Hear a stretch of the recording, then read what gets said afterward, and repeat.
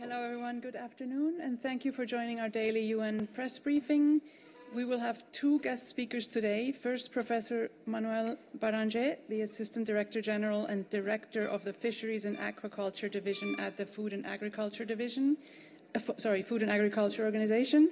And joining us later will be Mr. Arsenio Dominguez, Secretary General of the International Maritime Organization.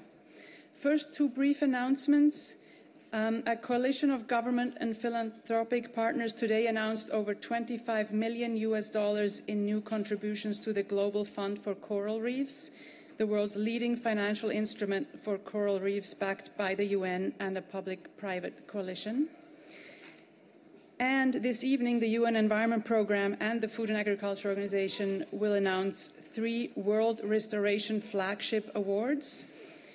This award will go to 3 initiatives tackling pollution, unsustainable exploitation, and invasive species in East Africa, Mexico, and Spain.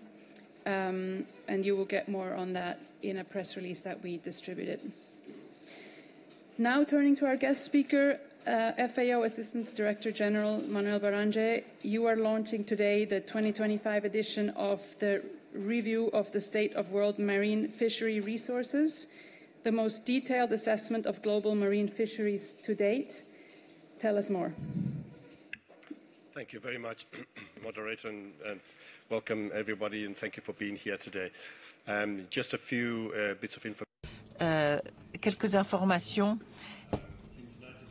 Depuis 1971, la FAO a fourni des bilans sur la durabilité des pêches et sur la durabilité des ressources de pêche.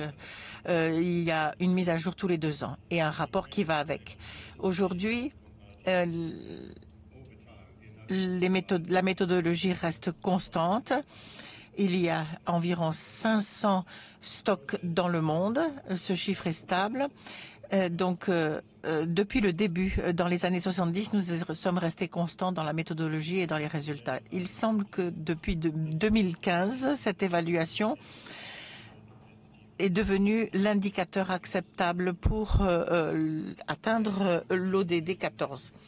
Aujourd'hui, nous publions le bilan de 2025 qui comporte une évolution dans la méthodologie assez importante. Vous connaissez la Convention du droit de la mer, vous connaissez les ODD. Tout cela vise à essayer d'exploiter les stocks halieutiques à un niveau qui permet une durabilité des stocks. Et c'est l'indice de la FAO qui prévaut. Donc il y a 3 catégories. D'abord les stocks sous-pêchés, les stocks qui sont pêchés de manière durable et les stocks qui sont surpêchés, si donc l'objectif est dépassé. Au cours des 3 dernières années, la FAO s'est embarquée dans une mise à jour très ambitieuse pour mieux refléter l'évolution des pêcheries et aussi les modèles et les outils de plus en plus nombreux dont nous disposons. Il a été essentiel de le faire pour conserver un processus transparent. Il y a plus de 650 scientifiques et analystes dans le monde qui contribuent à l'élaboration de ces bilans et de nombreuses évaluations et consultations ont lieu parmi les 99 pays représentés. Nous calculons le statut et nous validons ensuite les résultats. Étant donné qu'il y a des différences dans la qualité et la quantité des données d'une région à l'autre, la FAO a introduit une nouveauté. Nous avons créé 3 classes. La classe 1, c'est-à-dire un calcul scientifique basé sur des données concrètes. Le statut des stocks vient directement des organismes d'évaluation régionaux ou locaux. La classe 2, on ajoute des informations complémentaires, mais il n'y a pas un processus d'évaluation complet derrière. Et la classe 3, le statut est déterminé par le poids de la preuve parce que nous ne disposons pas de suffisamment d'informations quantitatives et d'analyses. À partir de là, nous sommes capables de calculer qu'il y a 2700 environ stocks dans le monde. Donc je vais essayer de vous faire comprendre quel est le statut des stocks halieutiques actuellement. Tout d'abord, l'analyse utilise la ligne de base de 2021 parce qu'il faut du temps pour collecter toutes les informations. L'année prochaine, dans le prochain rapport, nous donnerons des informations à partir de 2023. Donc, dans les 9 dernières années, 64,5% des stocks exploités. Attendez, je reprends. 6,5% ont été estimés comme faisant partie d'une exploitation durable. Ça veut dire que 35,5% ne sont pas exploités de manière durable. Et tout cela est valable quelle que soit la quantité des captures. Le volume de ces stocks, nous estimons que 77% des débarquements de pêche viennent de stocks qui sont biologiquement durables. Cela vous montre que les plus grands stocks sont mieux gérés et les résultats sont plus positifs. Ensuite, on sépare les indices en fonction des régions et des espèces. Alors, par exemple, je soulignerai que 88% des stocks de thon dans le monde sont évalués comme étant biologiquement durables. Et 99%, c'est impressionnant, des débarquements viennent de ces stocks durables. C'est une amélioration considérable par rapport à 10 années en arrière. D'un autre côté, 57% des stocks de requins sont exploités de manière durable. Au niveau régional, l'évaluation mise à jour évalue 18 zones de pêche et il y a des modèles très clairs qui se dessinent, quelles que soient les incertitudes par ailleurs. Et donc, nous avons un système de gestion solide en place. Il y a qui concerne l'Arctique, le Nord-Pacifique, l'Est Atlantique et le Sud-Ouest Pacifique, avec des taux de 75% de stocks durables. Par opposition, les zones dans les mers semi-fermées comme la Méditerranée, la mer Noire, le Sud-Est Pacifique, l'Est Centre-Pacifique et l'Ouest Pacifique continuent d'être confrontés à des défis puisque il y a moins de stocks qui sont exploités durablement. Les couvertures aussi diffèrent d'une région à l'autre, mais je peux vous indiquer quelques cas spécifiques. Dans le Nord-Est Pacifique, qui couvre la côte pacifique des États-Unis, une partie des États-Unis et le Canada, nous avons une évaluation de 110 stocks individuels.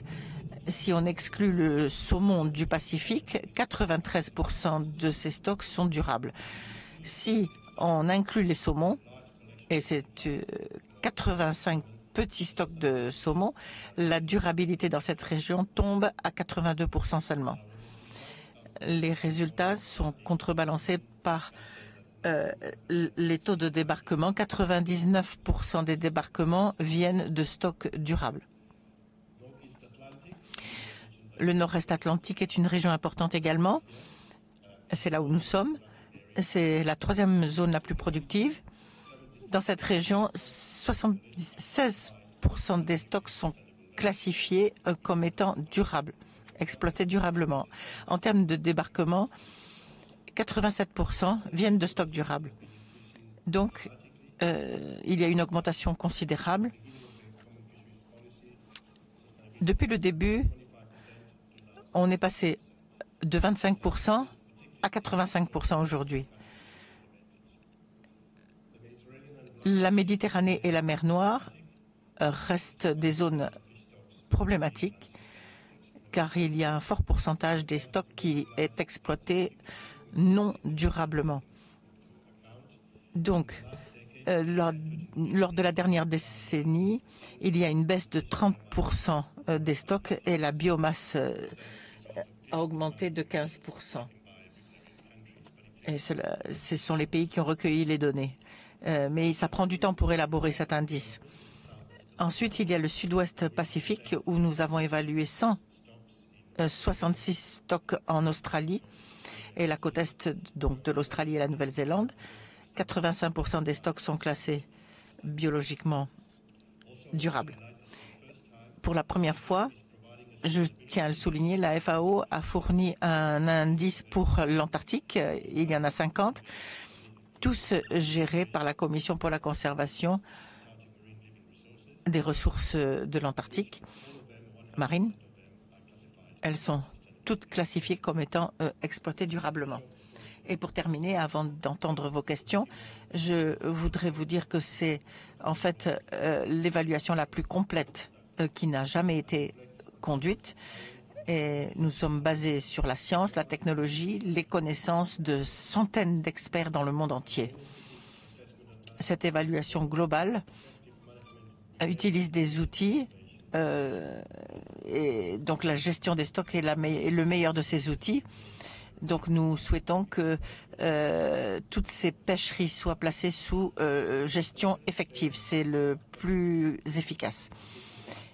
Et il y a une volonté insuffisante au niveau positif. Il y a des capacités insuffisantes sur le plan scientifique. Et, parfois, il y a l'absence aussi de contrôle. Donc, pour surmonter ces difficultés, nous recommandons l'intensification de l'enseignement de l'expertise, etc. Donc, pour la sécurité alimentaire, pour la nutrition, pour le développement économique et social, surtout pour les peuples les plus vulnérables, est absolument indispensable. Et donc, nous essaierons d'éliminer par là la faim et la pauvreté. Merci beaucoup. Il y a du bruit à cause du vent. Donc, si vous n'entendez pas bien, vous pouvez quand même mettre le casque qui est à côté de vous pour écouter même la langue originale. N'hésitez pas à poser vos questions, mais attendez que le micro vous soit apporté et présentez-vous. Thank you. Merci. Je m'appelle Kizito Makoya. Je représente IPS.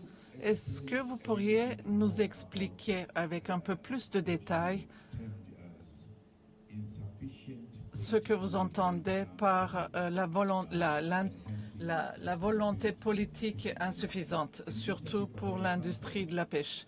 De là où je viens, de l'Est de l'Afrique, nous avons donc des pêcheurs qui utilisent des dynamites pour faire la pêche. Et parfois,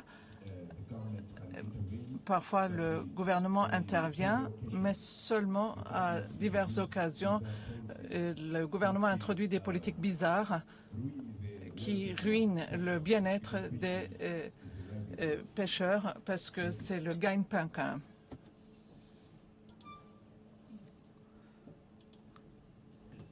Merci pour votre question. Il est important de reconnaître la durabilité. Tout d'abord, c'est quelque chose de difficile à atteindre. C'est un processus continu d'apprentissage, d'ajustement des systèmes de gestion, de collecte de données, apprendre avec les parties prenantes. Donc, c'est quelque chose que l'on apprend quand on est sur le tas. Donc, il ne s'agit pas nous devons comprendre le cours des choses. C'est pour cela que j'ai listé tout ça. Oui, il y a une volonté politique insuffisante, la clarté des objectifs pour certains pays. L'objectif de la pêche serait pour la sécurité, pour d'autres pour l'emploi, pour d'autres la priorité serait pour la conservation et pour d'autres serait pour le commerce ou le développement économique. Donc il faudrait comprendre que les objectifs politiques, il faut faire, une fois que les gouvernements vont définir ces objectifs, il faut les appliquer et les introduire dans le système. Donc, il faut un système de gestion, de contrôle et de surveillance. Donc, la volonté politique n'est que le début, mais il y a beaucoup de choses qui devraient suivre. Donc, c'est un système complexe et qui coûte cher. Donc, surtout pour les techniques de pêche, on ne parle pas de technique de pêche, mais on parle du statut de durabilité, quel que soit le moyen de pêche. Oui, il faut vraiment développer des pratiques durables. Et c'est ainsi que je termine mes propos.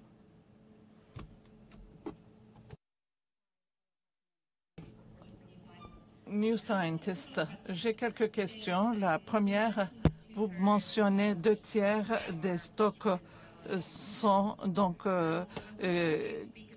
capturés de manière biologique et durable. Quel est le rendement maximum? Est-ce que vous pourriez également vous parler de la limitation de ces approches que vous venez de mentionner? Deuxième question. Vous constatez une différence entre les hautes mers et les zones côtières. Je ne sais pas s'il y a une analyse qui a été faite dans ce domaine. Est-ce qu'il y a des tendances qui sont pires du côté de haute mer? Quelle est la situation? Merci beaucoup. Vous posez des questions assez difficiles quand même. Donc, pour comment ceci a été calculé en fonction de rendement maximal? La comparaison dans les accords mondiaux, surtout en lien avec les ODD. Donc, il y a la durabilité et la biomasse. Si la biomasse est dans les 20%, 20% au-dessus ou en dessous, on a gardé ces différences parce qu'on veut. Les chiffres changent avec le temps. Les populations ont leur propre dynamique, et donc cela nous permet d'avoir une ouverture sur cette durabilité. Donc, la première réponse est celle-là. Et donc, vous parlez d'isolement. Donc, tous les écosystèmes ont leur propre dynamique, pas dans cet indicateur en tout cas. Comme vous le savez, FAO a été fait la promotion donc de ces systèmes de gestion. Et il y a donc des lignes directrices non seulement pour les espèces priorisées, mais cet indicateur est exclusivement pour ces espèces qui soient surexploitées ou non. Donc, dans le contexte de gestion, je pense que c'est pour les zones côtières et les hautes mers. La FAO donc fait une classification des stocks et tient compte des zones marines qui inclut les côtes et les hautes mers sans faire de distinction entre les deux. Et il y a une raison principale pour ça, mais je l'avais déjà mentionné au début. Les stocks sont classifiés en niveau en fonction de l'information disponible. La plupart des stocks qui sont dans les hautes mers, on détient de très bonnes informations parce qu'il y a un bon système de gestion. Nous savons que dans les côtes, pour les stocks de tonnes, on a différentes informations, mais on ne fait pas de distinction entre les hautes mers et les côtes. Le rapport a la liste de tous les stocks qui peuvent être contrôlés.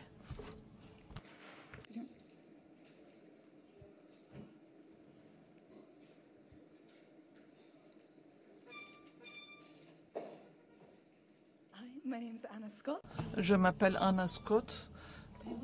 Je voudrais savoir comment, quels vont être les résultats de ce rapport. Comment les résultats de ce rapport vont être reflétés dans le plan d'action de Nice? Est-ce que l'on va agir sur les résultats qui vont être mentionnés? Merci.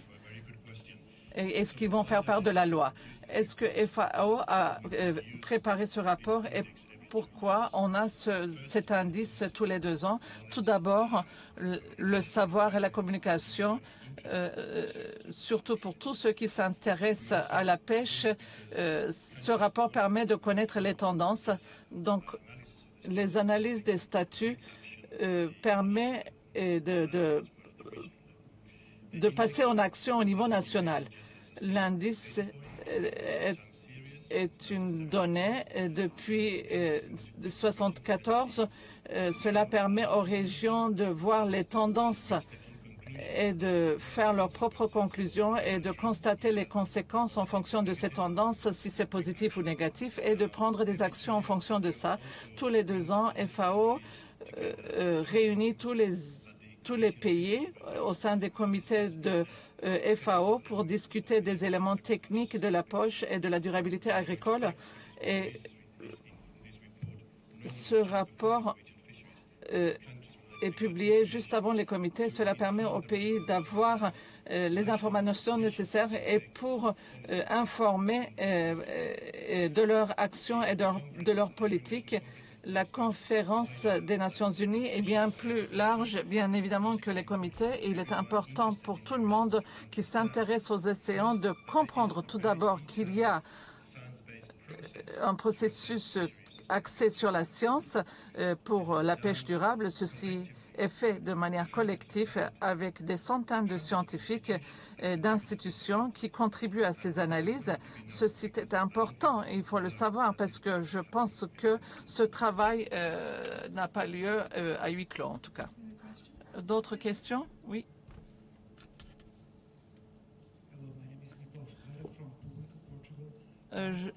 J'aimerais savoir s'il y a un signe d'impact d'acidification et dans les mers plus chaudes, surtout pour les stocks de poissons. C'est une question assez complexe parce que, bien évidemment, cet indice porte sur ce qu'est le stock, mais pas un stock peut être exploité de manière non durable ou bien surexploité au cours des années. Donc, il y a des mesures qui ont été prises ou bien il y a une fluctuation normale naturelle et il y a le réchauffement océanique et la gestion ne tient pas compte de ça. Donc, le stock peut être qualifié en dessous du rendement maximum. Nous avons d'autres types d'analyses. L'an dernier, FAO a publié un rapport sur l'impact du changement climatique sur les ressources de pêche de pays par pays pour tenir compte des tendances et des attentes des biomasses dans l'océan, pays par pays, dans les côtes, mais également dans les hautes mers. Les pays, les institutions, les scientifiques, vous-même, vous verrez ces résultats. Donc, s'il y a un déclin de durabilité à cause du changement climatique, mais on se concentre surtout sur le statut. D'autres questions? Une dernière. Donc, il y a eu une amélioration des stocks de thon, donc c'est remarquable. Et donc, cela peut être appliqué sur les autres stocks. Qu'est-ce qu'on peut apprendre de ça? Parce que c'est une histoire remarquable, et surtout quand on tient compte de l'état des stocks il y a 30 ans de ça. Oui, c'est vrai que c'est remarquable, parce que cela se réfère surtout aux stocks de thon dans les hautes mers et surtout dans les bonnes gestions, bien évidemment, d'autres stocks de thonidés dans les autres zones. Certaines ne se comportent pas aussi bien que ça, mais ces grands stocks de thonidés nous ont démontré qu'une bonne gestion fonctionne et donne de bons résultats. Ces commissions de thon, qu'est-ce qu'ils ont fait? D'abord, ils ont travaillé en coopération et ensemble, et deuxièmement, ils ont un bon système de collection de données et ils contrôlent les données. Ils ont également des mesures réglementaires et un bon système de contrôle par pays. Donc, ils ont des organisations, ils ont des systèmes d'observation. Parfois, ils ont des caméras également à bord. Ils ont également de bonnes informations et ils ont également des systèmes qui permettent de vérifier les conformités. Tout cela mène à une durabilité. Le grand changement pour moi est le changement des mentalités, de comprendre quand ceux qui sont responsables de gestion se réunissent. Ils se réunissent pour faire de sorte que le stock reste là pour l'éternité et qu'ils ont un intérêt pour une durabilité à long terme. Oui, il y a une histoire remarquable qui devrait être racontée. S'il n'y a pas d'autres questions, une dernière.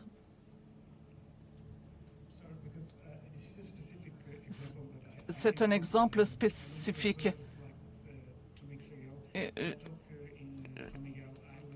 J'ai visité des îles et j'ai rencontré les pêcheurs qui travaillent dans la mer. La plupart d'entre eux disent que les stocks sont plus bas que comparé il y a 20 ans et il y a moins de poissons. C'est plus difficile de capturer. Et donc, il y a moins de pêche.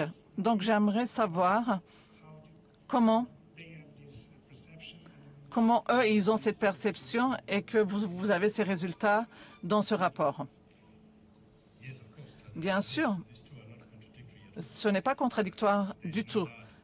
Il n'y a pas de doute qu'il y a certains stocks de pêche qui sont plus près des côtes, où il y a une population importante qui y va. Il y a un volume de population qui a accès à ces ressources.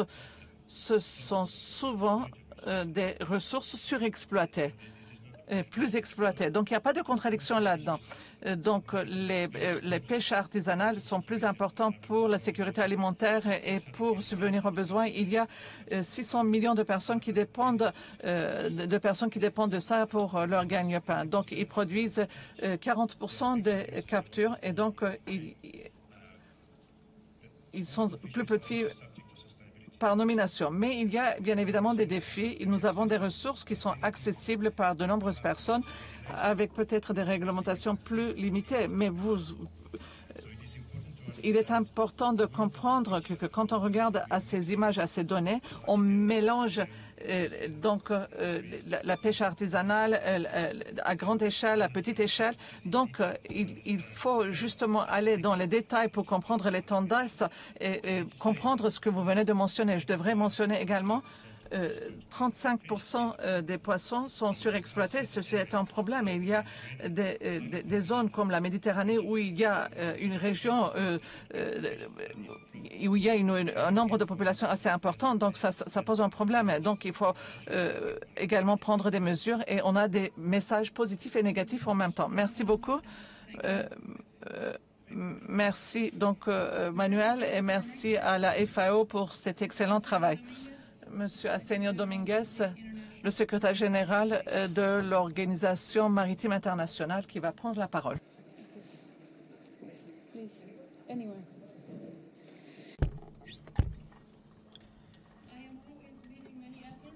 Cette organisation fait de gros efforts pour essayer de répondre aux différents défis et au rôle du transport maritime et le rôle qu'il peut jouer en matière de protection. Je lui donne la parole. Merci beaucoup. Oui. L'OMI, l'Organisation maritime internationale, est une agence spécialisée des Nations unies, responsable du cadre international applicable aux navires marchands afin de garantir la sécurité de l'industrie et afin de faire en sorte qu'elle ne nuise pas à l'environnement.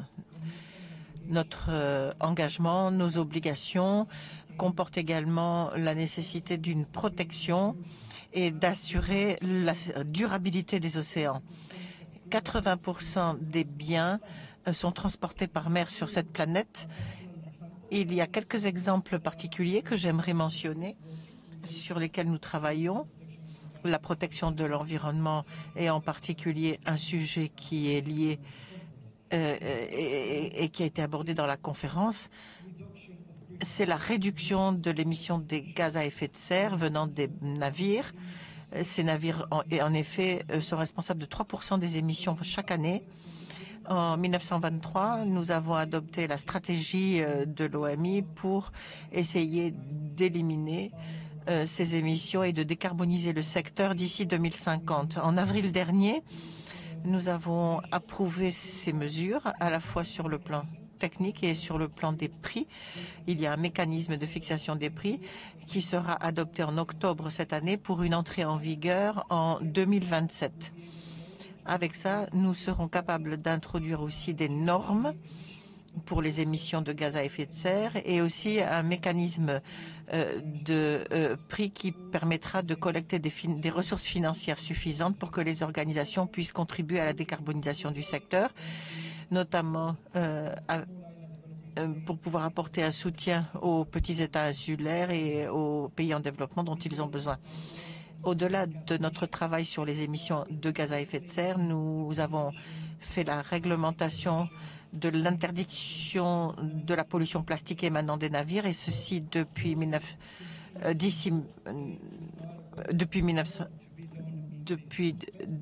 2023, et nous avons adopté une stratégie pour le plastique avec un plan d'action pour essayer de se concentrer sur l'éradication et la meilleure gestion des plastiques à usage unique. Et nous essayons d'augmenter l'application d'une des mesures de la Convention maritime. C'est une obligation que les pays ont d'avoir des installations portuaires permettant aux navires de se débarrasser de tous les déchets qu'ils ont accumulés à bord. Un autre sujet aussi est le travail sur les espèces invasives. Nous avons adopté des lignes directrices, des directives qui seront applicables depuis 2023, et nous travaillons sur des dispositions obligatoires. Nous sommes conscients que nous sommes l'un des principaux pollueurs sur ce sujet. C'est pour ça que nous essayons de nous attaquer à ce problème et que nous faisons tout ce travail sur l'environnement.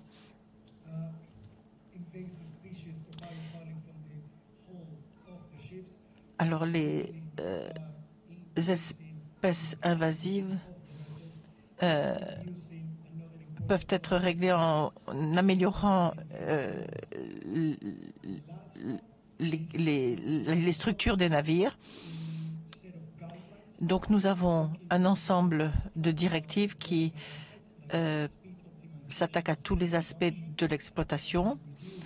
Il s'agit de réduire les bruits provoqués par les navires en mer, et nous sommes en phase expérimentale pour améliorer au niveau scientifique les moteurs de façon à ce qu'ils fassent moins de bruit et pour que les hélices soient plus efficaces.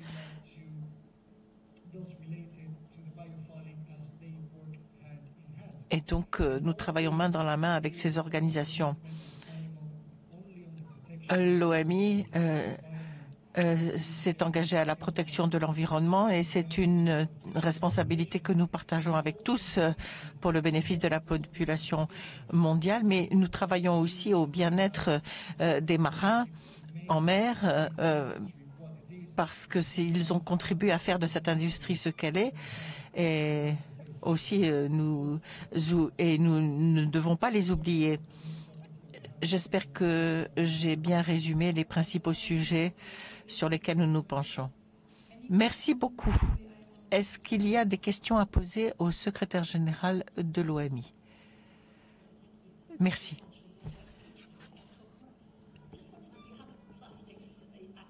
Est-ce que vous avez un plan d'action sur les plastiques? Est-ce que vous arrivez à empêcher les navires à jeter à la mer leurs déchets plastiques? C'est un phénomène tout de même récurrent. Il y a plusieurs mesures que nous avons introduites, associées à des mécanismes et à des réglementations portant sur la pollution en général. Donc, les Galapagos, c'était justement une zone très sensible qui a été définie par l'OMI, et donc des exigences plus strictes sont en place dans cette zone, surtout concernant les plastiques. Nous avons plusieurs projets, nous avons des parties prenantes dans plusieurs agences pour essayer d'évaluer la mise en œuvre des réglementations et pour aider les pays à mettre sur pied des plans d'action pour appliquer toutes les réglementations, et donc y compris sur les plastiques. Nous avons prévu aussi des formations, des prises de conscience, non seulement en direction des marins, mais à l'ensemble des communautés. Donc le travail n'est pas seulement de créer les installations, mais nous allons au-delà en accompagnant les pays pour les aider à se débarrasser de ces déchets plastiques une fois qu'ils sont sortis du navire et qu'ils soient mis dans des conteneurs de façon à ne pas finir dans la mer. Nous connaissons les zones où les États membres n'ont pas tous le même niveau et ne remplissent pas toutes les exigences.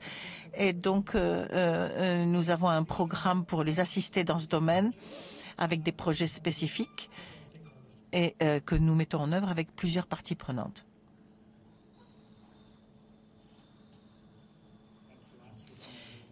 Merci. Je viens du Daily Mail, Sri Lanka. Au Sri Lanka, nous avons beaucoup de transports maritimes, surtout sur la côte sud. Nous avons eu 2 incidents impliquant des navires et une pollution plastique, juste cette semaine. Donc, l'OMI est en train de créer des réglementations. Est-ce que vous envisagez la possibilité de réglementer le transport des plastiques en tant que cargo général? Parce qu'il n'y a pas que les plastiques qui sont des déchets jetés des navires, mais parfois vous avez des navires qui coulent ou qui brûlent. Et à ce moment-là, les plastiques polluent toute la côte pendant des dizaines d'années. Donc l'impact est énorme. Et donc je me demandais ce que vous pouviez faire pour réglementer un transport des plastiques de façon à ce qu'il soit plus sûr. Oui, nous avons en place déjà, comme on l'a dit précédemment, une convention sur la pollution marine qui donc interdit de jeter les plastiques dans la mer. Quant à l'exemple spécifique que vous mentionnez, nous avons ce qu'on appelle des projets séparés de manière à assurer l'exploitation sûre des navires. Nous travaillons sur des directives concernant la gestion, le nettoyage, l'emballage des plastiques dans les navires. Et dès que ces réglementations seront adoptées, elles seront utilisées d'abord par l'Union européenne, parce que cette réglementation deviendra obligatoire. Et en parallèle, on travaille aussi sur une réglementation obligatoire concernant ces plastiques. Cargo Garcia, Earth Network. Vous avez parlé de réduire les émissions de carbone ou de gaz à effet de serre par les navires. Quelle est la technologie qui va peut-être apparaître et qui va pouvoir donc être utilisée par les navires qui se déplacent avec du carburant? Ça, c'est une question qu'on me pose très souvent. Alors, bien sûr, je peux vous dire que oui, il va y avoir beaucoup de technologies. Nous avons décidé d'être des agnostiques de la technologie et du carburant. Donc, on propose déjà d'utiliser le vent aussi pour la propulsion des navires. Et donc, beaucoup de navires maintenant sont assistés par une propulsion avec des voiles. Et il y a des vaisseaux hybrides aussi. Et donc, on continue d'augmenter ça. Ensuite, il y a aussi une propulsion par batterie qui a été proposée, surtout pour des courtes distances en mer. Ensuite, il y a la capture du carbone et la séquestration du carbone que l'on continue à développer. On regarde tous ces progrès depuis notre organisation. Il y a une projection de sevrage de carbone pour savoir quand est-ce que les nouveaux carburants pourront être produits en volume suffisant pour être utilisés par l'industrie. Nous étudions bien sûr tous les aspects de sécurité liés à tout cela parce que ces nouveaux carburants nécessitent des formations supplémentaires par tous ceux qui sont dans les ports ou sur les bateaux. L'ammonium est un des éléments possibles, l'éthanol, le méthanol, des biocarburants, tout cela est étudié. L'organisation établit des évaluations de cycle de vie. Les scientifiques y travaillent pour les Nations Unies et ils représentent d'ailleurs géographiquement toutes les parties du monde.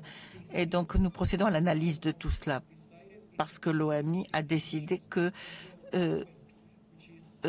nous allons compter les émissions à partir du moment où le navire est produit et jusqu'au moment où les carburants sont utilisés par le navire.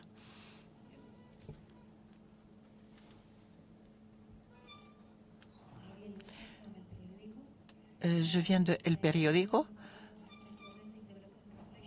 Il y a eu des progrès pour réduire l'empreinte carbone avec la réglementation. Mais il y a des préoccupations pour savoir comment on procède au contrôle. Surtout d'après ce que disent les opérateurs eux-mêmes. Alors, nous n'avons pas très bien entendu votre question. Est-ce que vous pouvez reprendre? Certains opérateurs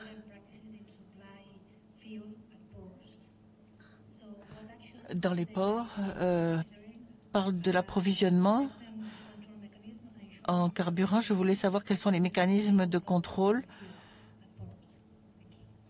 au niveau du port. Merci. Nous avons une procédure et lorsqu'un navire va dans un port, il subit des inspections, des vérifications. Alors, quant aux carburants qui sont à bord, il y a une note qui est établie et cette note permet de retracer la qualité des carburants parce que ces carburants sont testés et on essaye de confirmer que ces carburants répondent aux exigences de l'organisation. Il y a un soutien technique, une formation qui est proposée aux États pour qu'eux-mêmes développent les capacités nécessaires des inspecteurs afin de procéder à ces vérifications.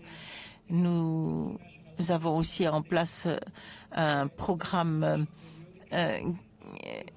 d'audit et donc les pays doivent faire des vérifications pour voir que tout est bien respecté et il faut et nous continuons à renforcer notre processus réglementaire. Dernière question.